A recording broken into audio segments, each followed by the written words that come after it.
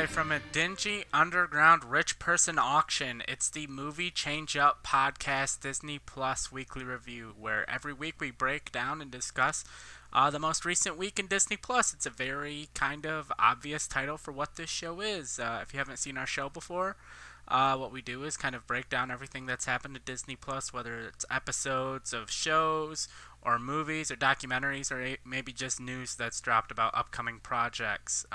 Kind of the aim and goal for this show is for people that have Disney Plus because they want to watch like the Marvel and Star Wars shows, and they're like, what else is out there for me to watch? We'll obviously discuss those Marvel and Star Wars shows, like the Hawkeye first two episodes of Hawkeye that dropped this week, but we'll also be talking about some documentaries and some other stuff that dropped this week. Tristan, I'm not going to lie, outside of those two Hawkeye episodes, I think this was kind of a bummer week for Disney Plus. This was not content that I remotely cared about or was interested in. What about you? Yeah, I definitely understand why you would have felt that way, but I actually came out on the opposite, and I was super happy with the Hawkeye episodes. And as a big Beatles fan, at least I was at some point a big Beatles fan. I definitely enjoyed the first part of the Get Back special, so we're going to talk about at least the first part of that. We haven't gotten through the whole thing because it is much longer than we anticipated it to be, at least in terms of the way it was released. But yeah, it's part of the conversation. But overall, yeah, I liked that part one, and I really liked this premiere of Hawkeye. So I thought it was a pretty strong week of Disney Plus, even though there were some problems with certain things in the way they came out and certain ways it was released. But yeah, I had a good time. Yeah. Two of my favorite things, you get music and the Beatles, and then you also get an adaptation of a comic I really like. Yeah, I can't complain, at least for me. All right, and I say we kick off discussing Hawkeye. I assume anyone that's watching this, probably what a lot of them came here to hear us discuss, was the two. They dropped the first two episodes of Hawkeye. The first episode was titled "Never Meet Your Heroes." The second episode was titled "Hide and Seek." And "Never Meet Your Heroes" started off. We see the invasion of New York in 2012 from a young Kate Bishop's perspective. See the aliens invading her parents. We see her having troubles, and they're like, "Oh, a problem's not just gonna, or a solution to our problem is not just gonna drop from the sky." And of course, the Chitauri invade from the sky. Stuff goes down, and eventually, Kate Bishop is saved by Hawkeye shooting an arrow, killing one of the Chitauri, and that kind of makes her want to be an archer. And we cut to the present day, and that's exactly what she is. She's considers herself kind of jokingly the world's greatest archer, and this lends herself into some problems because her dad supposedly died. We didn't see a body, and we know how that goes. You don't see a body; they didn't actually die. But her mom now has a new boyfriend, and it's like the super well-off, well-to-do family in a well-to-do situation. They're auctioning off Hawkeye's Ronin gear, kind of during the time period of the blip. She catches on to that. She thinks her, new and future stepdad is up to some shady shit. I really like these episodes. We saw her and Hawkeye team up. We see how and why Hawkeye turned daft, which he is in the comics, and so that was kind of cool. Something they haven't really shown before, but are starting to touch on now, and kind of his final run as Jeremy's final run as the character. And I really like these episodes. I think you come for the dynamic of Jeremy Renner and Haley Steinfeld. But I've talked enough about these episodes. What were your kind of thoughts on these two? Yeah, I came into these with higher expectations, and I think most people did because not everyone, I think, is as familiar with the exact source material of this one. But I do know that this is one that directly lifted a lot of story elements and characters from like specific comic book storylines. So reading that and going to this, I was excited for it, and I love Haley Steinfeld, who doesn't, she's kind of like a dominating presence in Hollywood. So I was really looking forward to the show, and so far it's delivered. And for me, this is what I kind of expected these Marvel shows to be. Was WandaVision was much more big scale and crazy than I thought it was going to be, and Loki was that too. And to an extent, Falcon and the Winter Soldier was like this, but this very much feels like it's just here's a character, here's like this random standalone story with them. It's not really connecting to anything huge or big so far, at least. It's just kind of Yeah. a fun adventure with these characters, and it's low sale. It's kind of like the street level kind of story, in the same way that the Netflix shows were, but it's a little more crisp, a little more clean in the MCU kind of way. So it feels like a good merging of the two, where it's the grounded Netflix take, but it also has like the quippy kind of slick look of a Yep. Marvel movie. Yeah, I definitely agree with that. We've been messaging before that we have our theories about the show. Obviously, the first show early on, we see the Steve Rogers musical, and you said your theory stems from that. So I'm curious what that is about. Yeah, we the musical was very present in the marketing. It was in all the trailers. It was in the background of a lot of the posters, and it was in both of the episodes. It was very present, obviously, in the beginning of the first episode, but the second episode, uh, where it kind of follows up on their dynamic and they're actually together walking around, you can see it a lot in the background. She's watching it. You see an ad for it on TV, so I think it's going to be present in the show more than just the one scene. And I look at Jeremy Renner and I look at Haley Steinfeld and I see both of them as people who have music talent, music history. All right. So could we end up seeing some kind of like Hawkeye musical episode dynamic where not a whole episode of musical, but like maybe they have to go undercover as members of the cast of the show or something like that. And Hawkeye has to perform as himself in the Avengers ensemble, and maybe Haley Steinfeld replaces Black Widow, or Haley Steinfeld is in somewhere in the ensemble to sing because they both have good singing voices and singing talent, and they're just musical. So why would not give them a musical number together? Something cool. A Black Widow Hawkeye duet with Haley Steinfeld and Jeremy Renner singing to each other. I could go for it. Yeah, I could see that. I would say like her as Black Widow makes sense, but I think he's too recognizable. Like we see that moment in the diner of him getting the free meal. So I think if he's like trying to be undercover or hidden, him as Hawkeye wouldn't make sense. But I could see him as like Thor or something where he has the beard and everything on to cover his face. That could be interesting. He's in the Hulk costume or something, or Yeah. that could be Yeah. fun. Yeah, I could see that. And so my theory is very prevalent. I'm not gonna say I'm like this lone genius that came up with this. I came up with this theory while I was watching the show, and a lot of other people have this theory. So Marvel has done a pretty decent job with stepdads in its run, whether it's Ant Man and there's a few other projects where all the stepdads have been like good people, and I fully believe they're hammering that this new stepdad. Granted, his character in the comics is a villain, the swordsman. He's a big Hawkeye villain. I think it's a fake out. I think he's actually going to turn out to be a good guy. Like, sure, he has sword abilities, but I think they're just pushing like, oh, this guy's like the mustache twirling guy like too hard. That I don't think he is the villain. I think the big bad of the show is going to be Kate Bishop's mom. I don't think you bring in Vera Farmiga to just be like stereotypical like mom character. I think Yeah, she has that villain haircut. Like you don't get that haircut unless you're the villain, you know? yeah, and I see all those swords around, and I'm just like, I'm ready for Barra Farmiga to like get in a badass sword battle with Yeah, someone, yeah. and I'm ready for that. And I have a couple other things I want to talk about the show, though. I don't want to move on too quick. Just another side theory that's part of that, and I kind of hinted at it earlier. There's no way the dad's dead, right? He's out somewhere and he's gonna come back at some point. Yeah, it was Whether he's a weird opening scene. If their intention was to kill off a dad in an and the emotional way, they dad's would have like, had that. He would have been like in her arms dying or something. But the fact that he yeah, was just kind of off screen and then we cut to his funeral, I feel like he's yeah. definitely going to show up at some point. Yeah, and the dad was like, I don't know his name, but I like recognize the actor, and I feel like for that you wouldn't get like a recognizable actor for that role unless they had more than that half a scene that they were in. And and so yeah, I think he's coming back. And then Kate Bishop in the comics, her biggest like her biggest arch enemy is her dad, but I think they're gonna more pivot that to her mom. But I think her dad is still gonna play a role, whether he's hero or villain, I don't know. But I think he's definitely coming back. Does he show up? This is my theory, Joe. Okay, I want to hear a theory off the top of my head about the dad. I think he comes back and we have like an emotional reunion. We say, "Oh, it's she's back with her dad. He's alive," and then we get a reveal that he actually is a scroll, and it's not actually her dad. It's like a scroll who was either a scroll the whole time, maybe, or like he's now a Skrull taking the shape of her dad. But I feel like we got to get the Skrulls back into the plot Yeah, somehow, yeah, I could and see it could be a that. fun reveal of, oh my god, it's my dad, he's alive, but Because then actually it's a Skrull. these shows have done a decent job of connecting to the larger universe as a whole. Falcon and Winter Soldier, not so much, but we're still getting Captain America 4 with Falcon as with I'm blank Sam Wilson as Captain America, so it still ties in that way.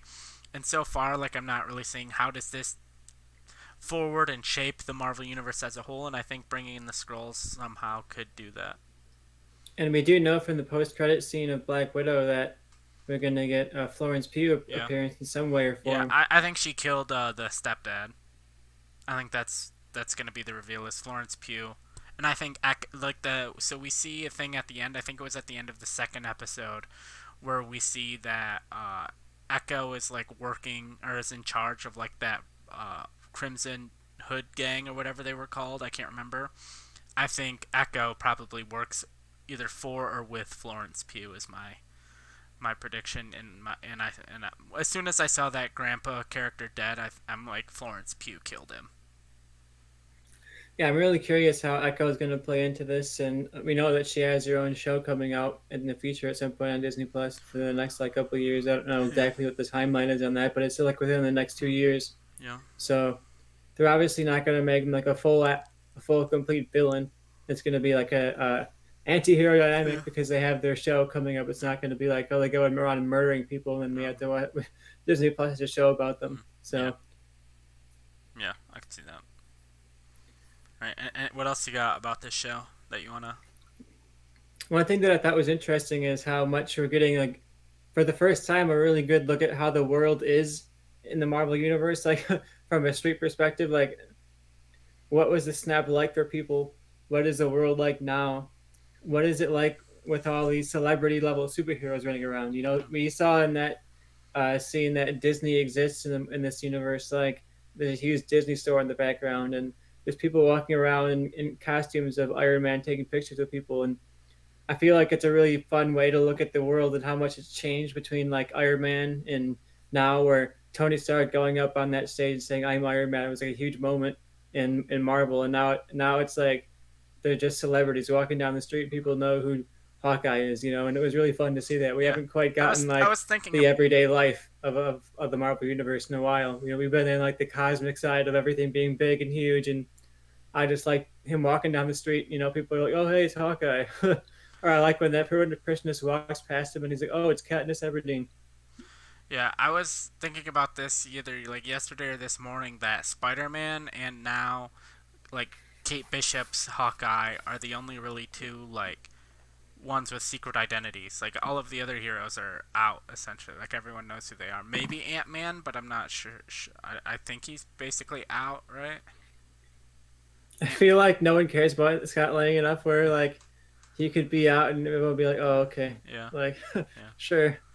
yeah. Like everyone's. But I was thinking actually, the comparison of Spider-Man is really interesting because as I was watching this, I was thinking like, this new Hawkeye essentially is like essentially a more of a Spider-Man than Tom Holland is, where it's like the undercover agent Uh, kind of like working in this spy level, street level thing, yeah, not engaging in multiverse fighting huge cosmic beings, but actually is like fighting thugs and gangs. yep, You know, it feels like a Spider-Man show with Haley Steinfeld as the lead, and yeah, it's so close to the Spider-Gwen show. You yeah, know, it's like almost there. You know, you can yeah, squint and it's close. yeah. I can see that. All right. Anything else?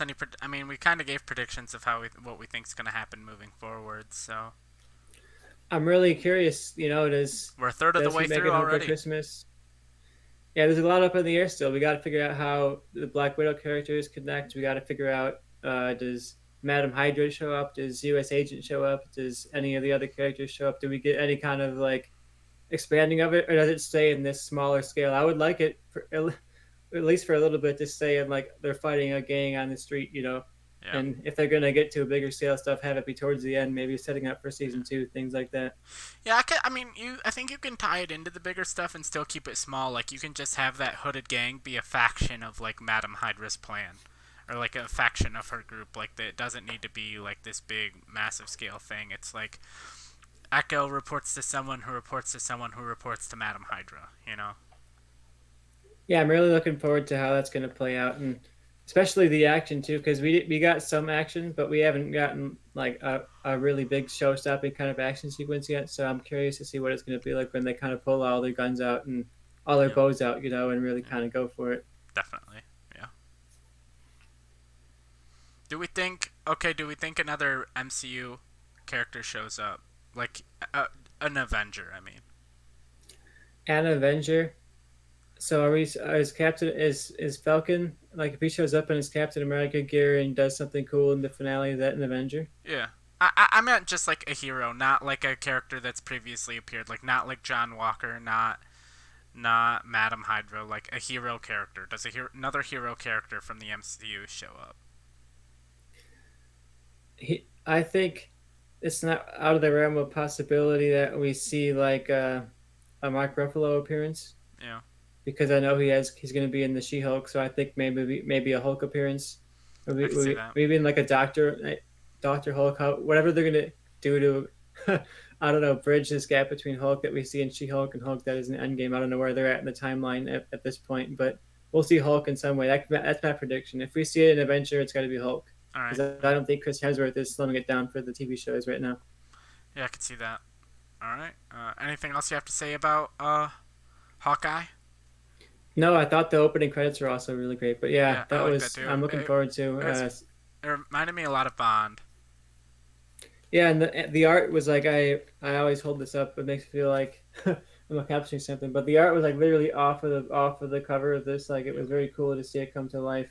So it was awesome to see the intro. And yeah, like Bond, it brought you into that spy thriller kind of feel. So I'm hoping the whole rest of the show feels as fun as these are because, like I said, this feels like I always expected the shows to be just expansions on the characters we know and ground level fun stories that aren't movie level plots, but just things that are cool. Yep. Little fun stories, and I'm looking forward to see how it plays out. Does it get huge? Do we have witches fighting in the streets with Disney Channel effects by the end of this, or not? And I'm curious how it'll go. All right.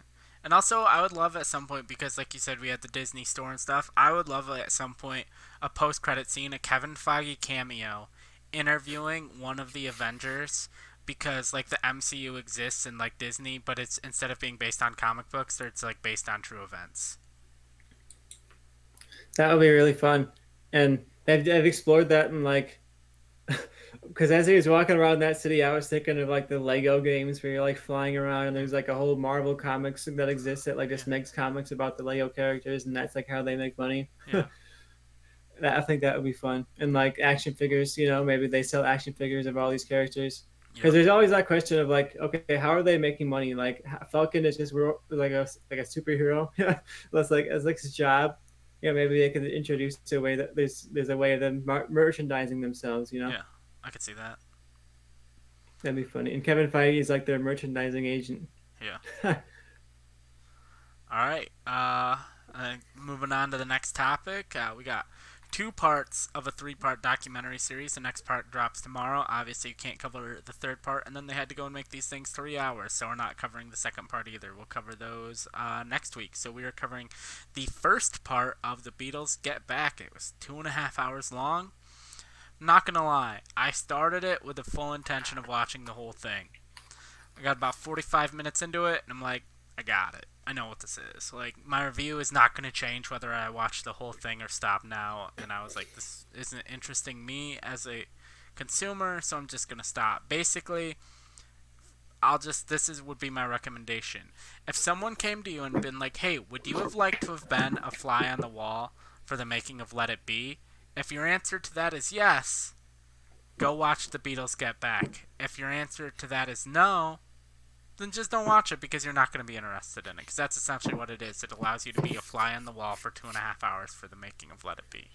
But Tristan was much more into it than me, so I will let him give his more professional review than my shitty review. Yeah, when you pitch and say, "Oh, it's like being a fly on the wall at the making of Let It Be," I think that sounds incredible, and like this captures that so perfectly. And I am a big Beatles fan. Like I've listened to all their albums front to back a handful of times. Not so much recently, but when I was in like early high school, middle school, Beatles were like my band. That I listened to everything and I read a bunch of books about them and I was really invested in the band and learning about them. But this is like nothing I've ever seen before. Like in any of the books that I've read and any of the things that I've watched, this is like beyond that in terms of getting an actual look at who they were as people and what the process was like. And it was very like mesmerizing to watch and seeing them just kind of sitting in this circle, shooting this shit, talking about music, talking about what they were doing in their lives, and getting on their guitars and just kind of jamming out a riff and making up random lyrics, and you're recognizing it as it's going and saying, oh, that builds up into this song, that builds up into this song, and you kind of like are seeing them work together. And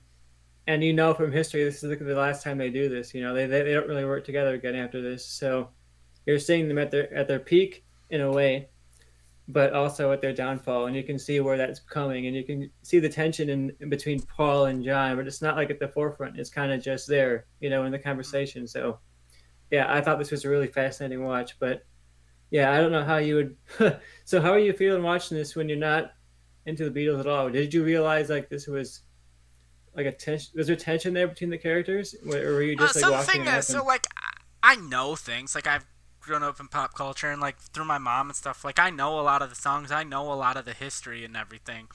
But it's just like for me, as far as the Beatles go, I like some of their songs, but I've never like sat down and been like, oh, I'm gonna listen to the uh like Let It Be album. Like I've heard the song Let It Be. I've heard Across the Universe, but like if you were to ask me, okay, Let It Be, I know what album that's on, but if you were to ask me before I watched this, hey, what album is Across the Universe on? I would have been like, I don't know, one of them. It's on one of them, I'm sure.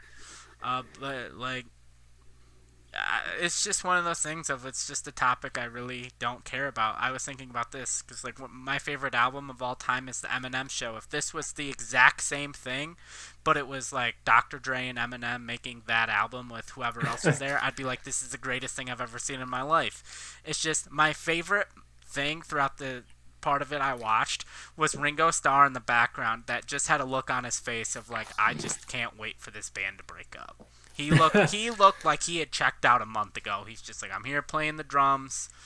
It's gonna be over soon, and I'm looking forward to it.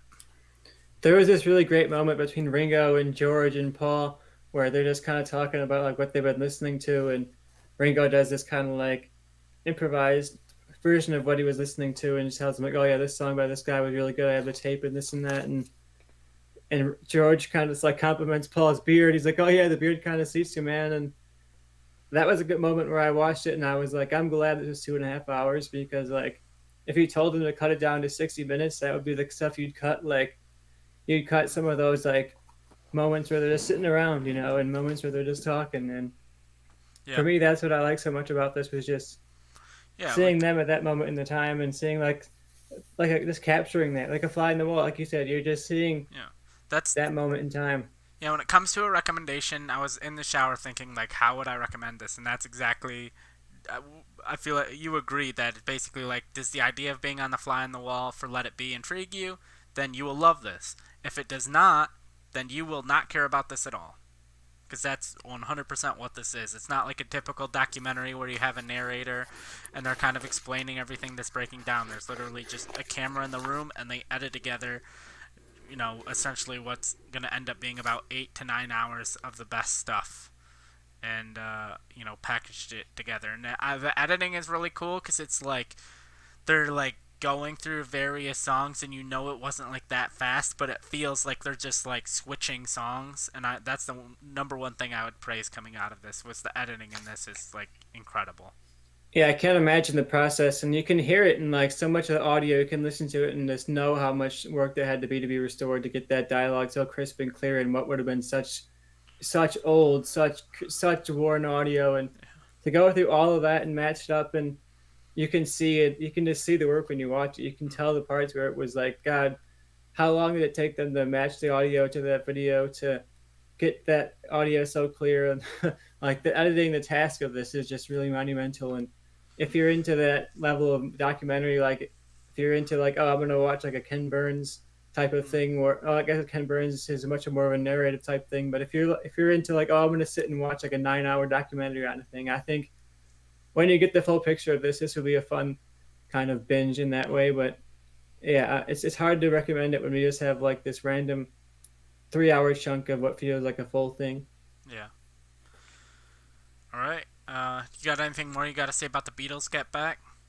No, I really liked it a lot. I can't wait to watch the rest of it. I don't know if Joe is even going to watch the rest of it, but I'm definitely I'm going to not gonna watch the be rest by honest. next episode. I probably won't unless Tristan comes in next week and it's like part two and part three are incredible. Because it was kind of like the first 40 minutes, hour, whatever I watched. I was like, I enjoy this, but it's starting to kind of just feel the same. It's not. It's about one album for 9 hours, where it's not like it just felt like, yeah, this is a day in the life of the Beatles essentially, and it Will it was help you to know where this ends up kind of going and that they end up, because you can tell from the beginning they're not really happy recording in this yeah, environment. They don't like the sound. So they eventually decide to leave and go to a studio, which is Apple Studios. yeah, And then from there, they decide, well, if we're going to record it live, let's record it live on the rooftop. And that becomes like the yeah, iconic rooftop performance. So what you're getting is kind of like the beginnings of that iconic yeah. moment. So if Maybe. you think it's kind of repetitive, they're right about to change locations.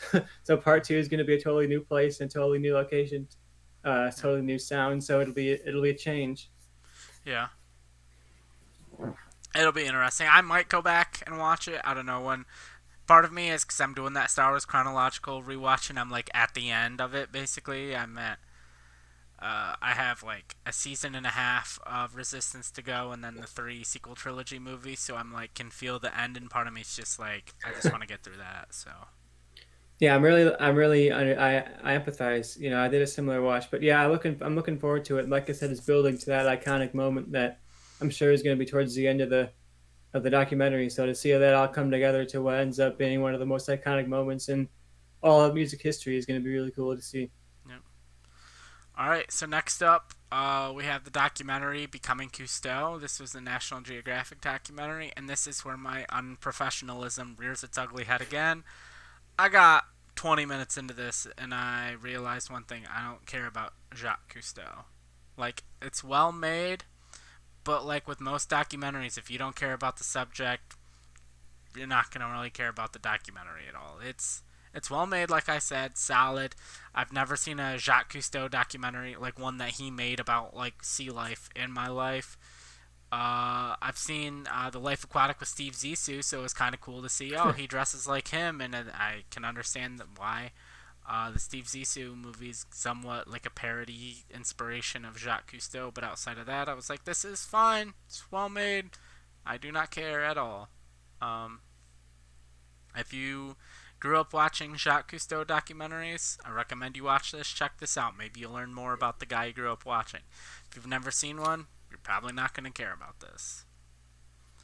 You know, Disney needs to crank out documentaries about things that I care about. Like the Boba Fett documentary, I thought was great. Was it kind of surface level, didn't really dive as deep? That's what we need, a 9 hour Boba Fett documentary, you know? A, a 9 hour documentary about, like, a fly on the wall during the production of the sequel trilogy movies. That would be great product right there. I would kill. I mean, I wouldn't actually kill, but I would do a lot to have that documentary to see how that all came together, to see Yeah, the fights, see the arguments. I'm sure they were all pleasant. You know, I'm sure they all get along and now, and it was all professional. But you know, I can't imagine it going very well in certain times when the people, the certainty was not there yeah, in terms of where they were going.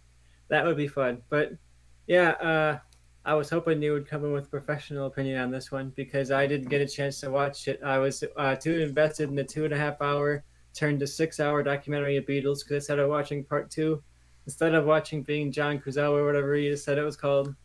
it's called Uh, Becoming Cousteau, and it just wasn't holding my attention, and I would like check my phone, and I'd be absorbed by my phone and have to pause and rewind and rewatch, and it just kept happening too often. And I'm like, I don't care about this. I could force myself to keep watching this, but it's not gonna change my review of the fact that I just didn't care about the subject matter. So I might check it out. I do like documentaries, and I think it could. I mean, I've watched plenty of documentaries about stuff that I had no idea what it is, where I have literally no interest at all in the subject matter, and then the documentary like turns me around. yeah, So I could check this out and be like, "Oh, that's kind of cool." and So I also probably will watch this, but I'm pretty invested in this very very long Beatles documentary right now, so I kind of devoted my time to that and did not so much go for the exploring of the documentary just yet. It's also like half of it's in French, which didn't help. So yeah, that definitely hurt it of me trying to pay attention to it. Yeah, you got forbid you got to read subtitles, Joe. I just wasn't in the mood for it, and I tried like before we came on to watch it again, and then I just stopped and I started watching reruns of Everybody Loves Raymond on TV Land. So It sounds like something you'd do. it is something I do because it's what I did. Yeah, you did that. All right. So like I said, check it out or don't. I'm not. I'm I'm not gonna check it scathing out. it. I'm not scathing it, but I'm also not highly reviewing it either. So, Joe's shining review made me want to check it out, so I'll let you guys know what I think. all right. Next up, we got some news that we could have covered last week, but somebody, namely either of us, never checked the news after 4:30 last week Friday, I believe, and we got some big Star Wars news. If you're into the Star Wars television shows, and that is Natasha Liu Bordizzo has been cast as Sabine Wren for the Ahsoka show. I got a picture up here if you're watching the video format, if you're watching the podcast, or if you're listening to the podcast version, then you can't see this picture, so Google her, I guess. Natasha Liu Bordizzo. I think it's good casting. I've seen a movie clip of her. She's in a number of movies. She's in The Voyeurs. She's in Crouching Tiger, Hidden Dragon, Sword of Destiny. She's also in the Daniel Radcliffe movie Guns Akimbo. And in that movie, she has dyed red hair. And I saw a clip from that. And her voice sounds similar to Tia Sakar. It's not identical, but it's way more similar than Rosario Dawson and Ashley Eckstein's voices. So I think it's really good casting. She has a black belt and I believe Taekwondo. Tristan, what are your thoughts on this?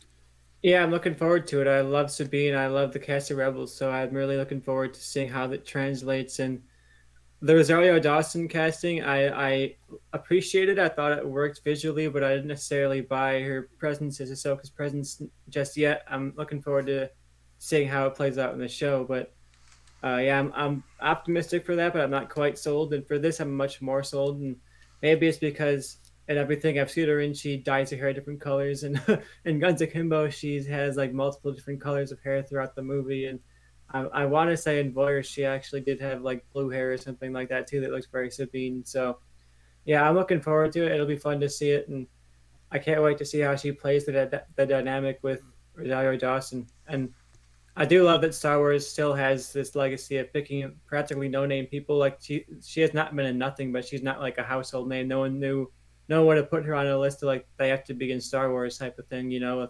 But once again, Star Wars pulls somebody that I'm sure is going to be really fun, really interesting because they wouldn't cast them for no reason, you know. And I love when Star Wars is able to do that and put somebody on the map forever, you know, as like a Star Wars actress. Yep. We also have a quote from Filoni about the Ahsoka series that I believe is part of the Empire magazine whole spread regarding the Book of Boba Fett. Basically, here's the quote from, or here's what Empire had to say. Filoni opened up about progress on the show, which he's currently writing. It's thrilling, I gotta tell you. It's something you imagine doing for a long time, and then it's kind of startling when you're sitting there and now you have to go do it. As you'd imagine, the show is, and then they say, as you'd imagine, the show is offering the chance to tell an Ahsoka story he's always wanted to tell with some new additions. Filoni says, I thought of this adventure for Ahsoka for a long time, and it's interesting to see how it's evolved. Years ago, I never would have imagined that it was sprung from a branch of a tree that had nothing to do with a guy like Din Djarin, or a child that looks like Yoda. It's a great lesson for me on how, when you have other creatives like Jon Favreau, they can help lend such dimension and depth of what you're doing. So I like that quote. I think knowing that he's been working on this story for a long time definitely makes me believe it's going to be good. But it's also curious of where it's going because if he's thought of this for a long time, then it's not necessarily 100% connected to like Din. Like it doesn't have to like fully wrap around into what will happen in like Mandalorian season 4 or season 5. So I thought for the longest time that Ahsoka's story ends with her going back to Mortis, but we shall see. Yeah, I like that it was a story that he says he's planned for a while, and that makes me feel a little bit better that it wasn't something that, okay, come up with an Ahsoka story now because you want to have a show, and they're like, oh, okay, let's figure it out. And to me, that kind of does confirm that this probably is a, especially when they say with some additions in that way. Like it feels to me like they're essentially saying, okay, this is the Rebels show, but it's changed around a bit to also fit within the Mandalorian cinematic universe, and have that kind of Yeah, same kind of connective tissue of that. And we also got this week that I think the Rangers of the Republic show is officially not yeah, happening. So yeah. They said it's Kathleen Kennedy said it's canceled and that they're kind of just gonna adapt a lot of everything storyline that fit into what they need into just like the Mandalorian. So yeah, so I think that confirms to me that they're no longer trying to build all these shows up to like an Avengers style show. There's no longer like, oh, here's everything coming together, and I'm sure there's going to be crossovers and stuff like that. But I feel like maybe now they're going to keep the things a little bit separate for a yeah, while, and then have the characters show up here and there, but not necessarily like, oh, and then here's our Secret Warriors type of thing. yeah. Who knows? Or kind of all like it started in Mandalorian, it all branched out, and I could see like Mandalorian like season 5 is like the finale of it, and the where it all kind of culminates together. Especially if they keep doing these book style interludes, like they could have like a book of anything, and that could connect to any of these shows. Yeah, So they could really use that to uh, get away from the limitations of the shows. yeah, and also not exactly Disney Plus related, but Kathleen Kennedy confirmed in an interview that James Mangold directing the or the Boba Fett movie was never true. There was never any hint of that, or never, that was just never a thing. And James Mangold has said as much as well. So I fully believe some leakers wires were crossed that when James Mangold was going in for Indiana Jones 5 interviews, that they were just had assumed that it was for a Boba Fett movie when it was always just for Indiana Jones 5. Yeah, too good of an idea for them to come up with themselves. It sounds like something that would be on our episode of Movie Change Up. Yeah, but honestly, I'd rather have the Book of Boba Fett show, Robert Rodriguez, executive produced and all that, than just like a James Mangold Boba Fett movie that I feel like, based on the reaction to Solo, probably would have just not done well. I mean, critics aside, not would have done well box office, compared to the other Star Wars movies. So it would have just been like, oh, like Kathleen Kennedy should be fired, or As usual. yeah, But yeah, I'm looking forward to uh, the Ahsoka casting, and yeah, I think it's really interesting now that they don't have that show where they're going with all this stuff, and if there's going to be crossovers and yeah. what that is. We also, It's Thrawn. We know Thrawn's going to be in it, so we know probably Ezra's going to be in it, so yeah, we are probably going to start filling out the cast of Rebels here. And Chopper, we got to get a Chopper appearance guaranteed, right? oh yeah. This is my prediction for everything. Ezra will most likely be played by Mina Massoud from Aladdin. Thrawn, played by Lars Mikkelsen. I think they're gonna bring in Vanessa Marshall to play Hera, because there was a video game where Hera was used, and they used like Vanessa Marshall's face for the model for the video game, and I think it could work. Um, I assume you have to bring in Jason, and you could just find any kid actor. Jacob Tremblay for Jason Syndulla. Um, but yeah, that's what I think is going to happen. Is one of the things I heard for a while is the Rebel sequel was always planned to be animated, and then The Mandalorian was so much more successul than they had ever imagined that they're like, okay, we're transferring that to be live action now. My last prediction before at the end of the Ahsoka topic is that Freddie Prinze Jr. shows up in like a Force Vision type scenario, and we get like a Kanan appearance. I can see that. He looks enough like him. That's where, like, people wanted Tia Sakara Sabine, but she looks absolutely like she's South Asian, and Sabine was always like East Asian, and And it'd be easy same if with it's like a one Ezra. scene or something like that. Yeah, Like if Kanan's not going to be like a main character. If Sabine was in like one scene, you could cast whoever you wanted. But I think the fact that they put this actual yeah, actress in there, someone that has screen experience and yeah. looks the part in that way, I think it similar to how they put Rosario Dawson. That was like, okay, we're doing Yeah. something with this character. So I think this That's why shows that. they're doing something with Sabine. It's not just a one-off type of thing. That's why with Luke, I'm fully convinced that they're like not really doing anything with him. Like he might appear one more time Please. in Mandalorian season 3, but it's like if they were gonna actually like use him and had long term and had lots of plans, they would have casted like actual actor. They would have got like Sebastian Stan or whatever his name is to be Luke.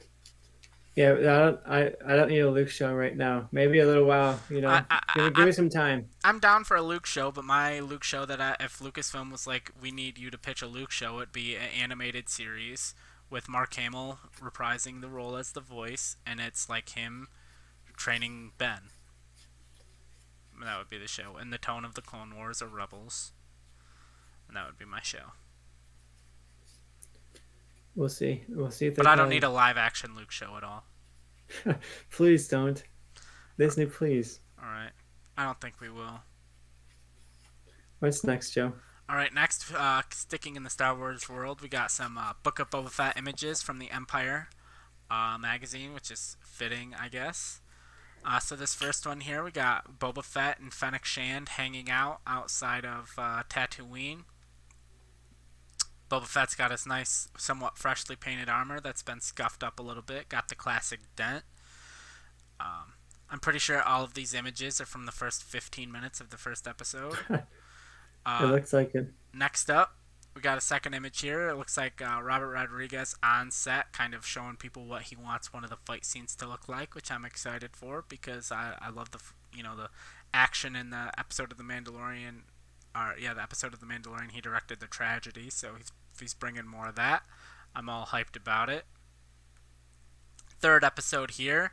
Third image here, we got Boba Fett talking to Twi'lek, played by Jennifer Beals, who people would know from the movie Flashdance.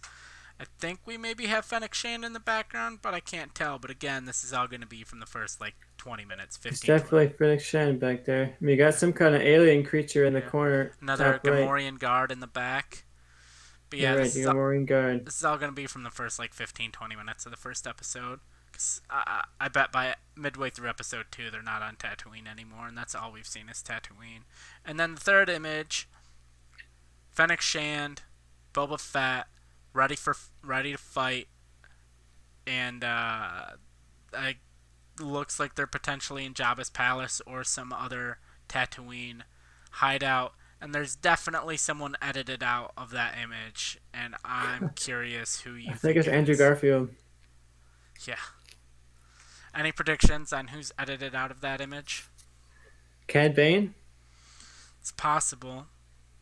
It would be very Star Wars, very Cad Bane for them to have dueled and had this rivalry and then yet team up at some Yeah. point and have this moment where they have See, a shared enemy. I think unless the show opens with a flashback of their duel in live action, I think we need to see like a flashback at some point of their duel and of their rivalry in this show before we have Cad Bane, and I still think that's again another image from the first 20 minutes. I could be wrong. Maybe this is from like This the is final episode when they come back. But my guess is cold take, ice cold, boring take is it's Din Djarin was edited out. well, I mean, that would be a nice one. I mean, it'd be cool to see him again. A little tease before we get Yeah. to Mandalorian. But yeah, that's my boring take. Is he helps Boba Fett out in like the first episode and maybe comes back for like the season finale or series finale, however many. If this is just like a one and done thing or not, but The framing of this is rough. There's very obviously at least one person over there, yeah, if not two people. You yeah, know, yeah. but it'd be yeah another one of those shows where I wonder how far they reach into their vast collection of characters and storylines, or if this is just a Boba Fett crime show, and then maybe we get like Bad Cad Bane, maybe we get Hondo, like one or two characters from Clone Wars, or is this going to be like, Hey, maybe we especially get the essentially Mandalorian season 2.5, we're going to get like a Din Djarin arc that completes Grogu's. Right, Grogu is in this season. Like, how much do we get of the story, and how much of this is just like a Boba Fett story? I think this is going to be a predominantly Boba Fett story. I think if Din Djarin shows up, it's only going to be an episode or two. Another character that could show up is former head of Crimson Dawn, Kira. Basically, what's her face that played her in Solo was like 10 years older than the character, and now she'd be, or no, she was like 12 to 15 years older than what her actual character was, and now she'd be about 5 years younger than what her character would be. So just slap a little bit of old age makeup on her, and you're good to go. Bring her back. Put I like a would like gray to see streak. that. Put like a couple gray streaks in her hair. Yeah, I like when Disney brings in characters that hadn't necessarily been in that media before, like or someone who hadn't necessarily got a chance to shine fully. Like we didn't get to see Kira in the Crimson Dawn role; she was set up to be in Solo. So I would love to see Crimson Dawn come to life in one of these shows somewhere. Yeah, yeah. I think we'll get a Crimson Dawn like reference. One of the things I wanted to ask you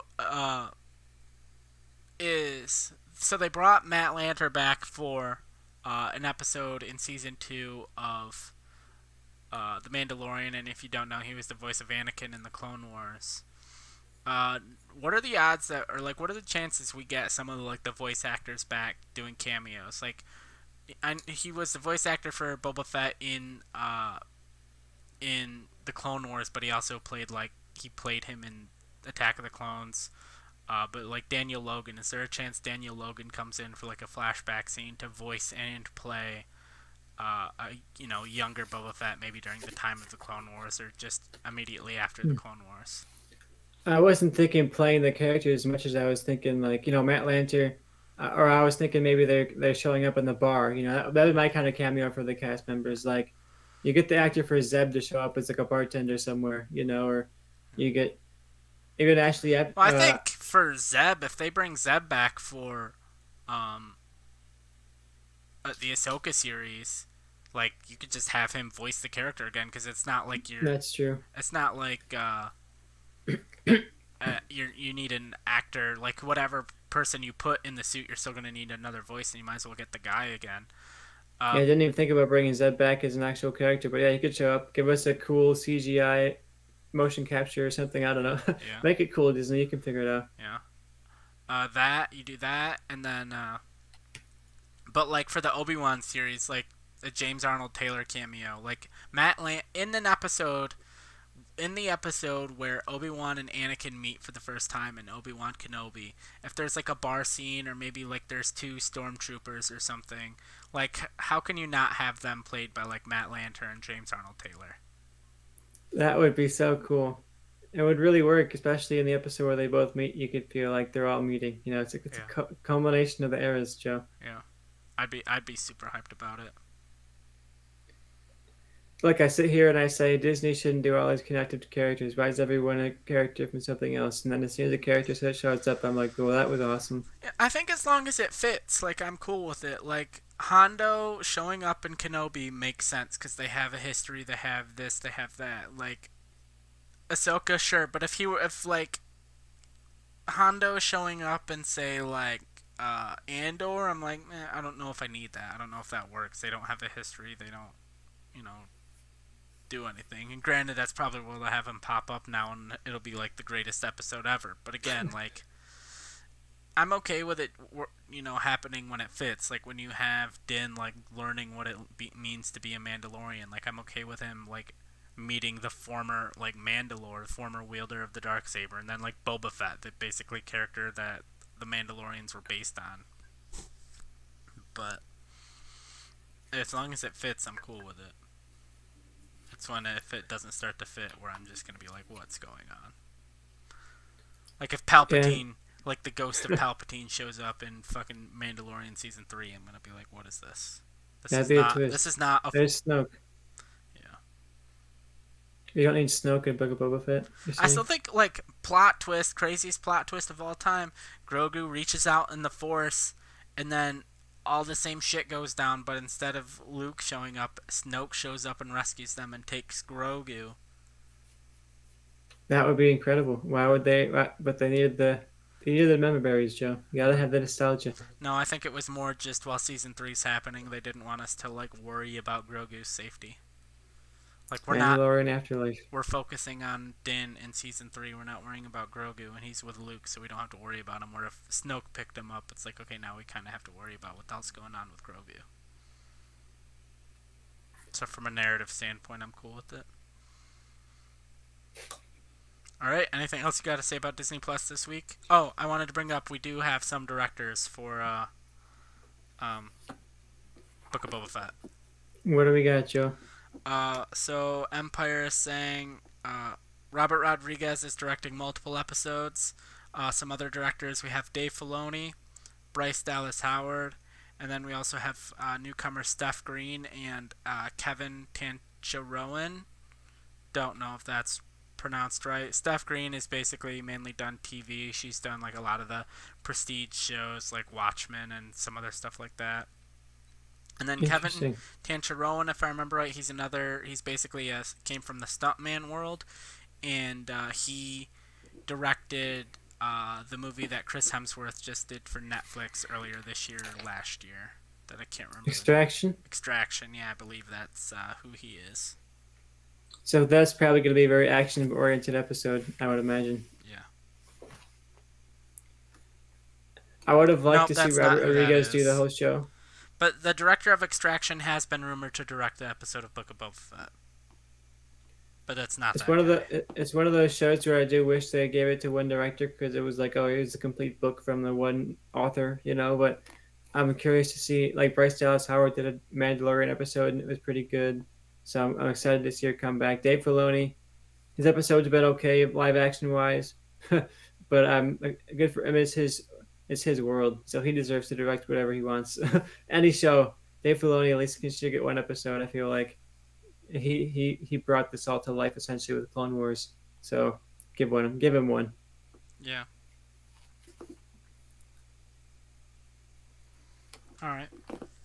Yeah, like Kenobi, we have one director, so I'm curious if this was just like a scheduling thing or what, of why Robert Rodriguez is not directing all of it. But Between Book of Boba Fett and Obi Wan, it really does feel like we're stepping back a bit to like the well, not necessarily Book of Boba Fett, but I'm sure we're gonna get someone there of like the prequel timeline era of like between the prequels and the original trilogy. We're kind of building that up again, and I'm loving it. Give me some prequel iconography. Give me some prequel planets. I'm in for it.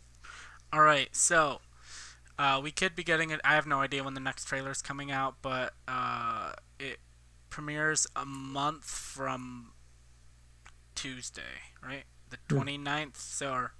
So today, technically, it's 1:02 a.m. where I am, and it's the 27th. So that would make it the 27th is Saturday, 28th Sunday. So a month from Monday. So I could see maybe a new trailer Monday Night Football potentially. Like, hey, we're a month out from this show. New trailer for Book of Boba Fett. We So, also got a Spider-Man trailer probably on Monday. Tickets go on sale on Monday for okay, so Spider-Man. maybe if we get a It's new not. Spider-Man trailer, we're not getting a new Book of Boba Fett trailer. But anyways, what I'm about to say is we're gonna probably be getting a lot of new information about Book of Boba Fett. We only know 3 cast members, really. Um, so do you have a locked-in prediction? This is my number one locked-in prediction for Book of Boba Fett. Plot wise, I haven't really thought about that much to predict, but in terms of characters, I think it's almost certain that we get the Cad Bane appearance. That was gonna be mine. Cad Bane appears. But that's almost too easy of an answer. We talked about that a lot. So uh, I'll change it up and I'll say that we're going to get uh, a appearance of Tamara Morrison playing like a clone. One of the clones from the Clone Wars. I'm not sure which one it would be, but like a turned clone that turned good. One of the main clones from Clone Probably Wars will show Rex. up. Probably Rex. We'll get like a Rex appearance, Right. and it'll be kind of a conversation of like their brotherhood and where they came from. I would like to see that. And I think that would be a really interesting conversation. Like philosophically, I would like to see Book of Boba Fett. As much as I want the action to be cool, I would like to see if they get into like his identity is he's kind of like how does he come to grips with himself as this as a clone of this vicious killer and his role in that and his role in the slaughtering of all these people who are kind of his brother. You know, I'd like to see that be explored.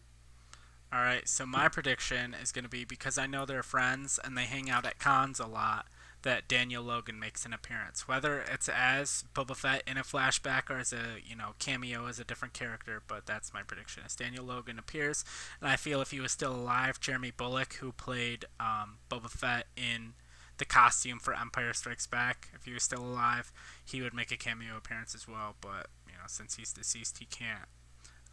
But I'm locking in that Daniel Logan makes an appearance. I think that's a good idea. Yeah, I think especially because Star Wars likes to pay tribute to the legacy of the characters, especially the live action versions of the characters. So it makes sense to have them show up somewhere. Yep. All right. I think that pretty much wraps up our show for today. I have nothing else, unless you do. No, I don't have much else. It's going to be a good episode next week too. More Hawkeye, more Beatles. More Hawkeye. The Beatles, I guess, are making music. And Back together. we will have a December, somewhat of a preview. We'll already be in December. Normally we do it at the end of a month, but we had a lot to discuss today, so we just decided to push it a week. Also, I forgot until 30 seconds before I hit start recording that we could do a December preview, and that's the main Happy reason. Thanksgiving, everybody. Thanksgiving's overrated. My Hope you family guys didn't even ate a care lot. about my family don't care about Thanksgiving. We never even exchanged gifts. So, without further ado, Gifts on Thanksgiving. goodbye.